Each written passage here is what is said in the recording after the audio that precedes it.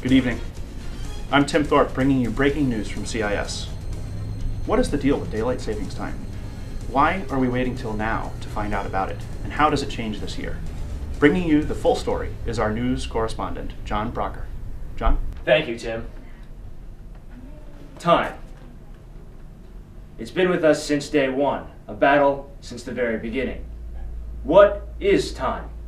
Why must we save it every year and then lose it the same year? How has it changed this year? To answer these questions, I went to some of the top experts in the daylight savings time field. Let's see what we found out. Hot on the trail of daylight savings, I talked with Chris Grossi, manager of Help Desk Level 2 at Brown University. Did he have the answers I needed? This year, Congress moved the day that daylight savings time starts. It used to start back all the way since 1987. It started on the first Sunday in April.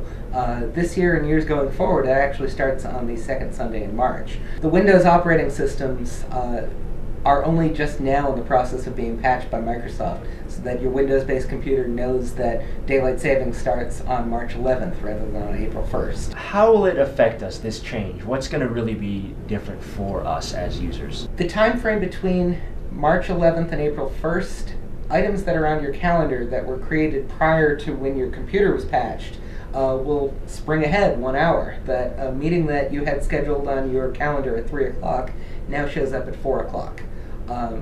Other meetings that you've just recently created during that same time frame will end up showing the correct time, so your calendar may show some items correctly and a number of items incorrectly. So what are we advising that people should do? Put the correct time into the meeting invitation so that it says that it's a 3 o'clock meeting with Steve in the conference room. Move the calendar items that are in your calendar back to the correct time and send a new update to the person. Chris seemed to have all the answers on daylight savings time, but I wasn't convinced.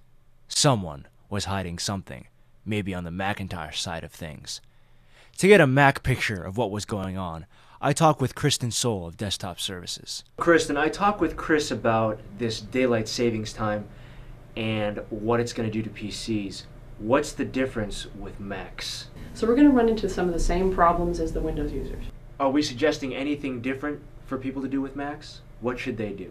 Pretty much we're going to have to do the same thing, watching out for the time in the meeting, put the time in the subject line. Sometimes in news, as in life, we discovered that things are exactly as they seem. In this case, it certainly appeared that way. The secret to daylight savings was simple. Add in the time to the subject line, take precautionary measures, move your meetings if you so desire. It was just that simple. Daylight savings time, case closed. Tim? Thanks, John. Glad to know we're all set with that. For more information, visit the CIS homepage. Well, I'm Tim Thorpe, bringing you today's breaking stories and reminding you that you can learn a lot in a few minutes. Good day.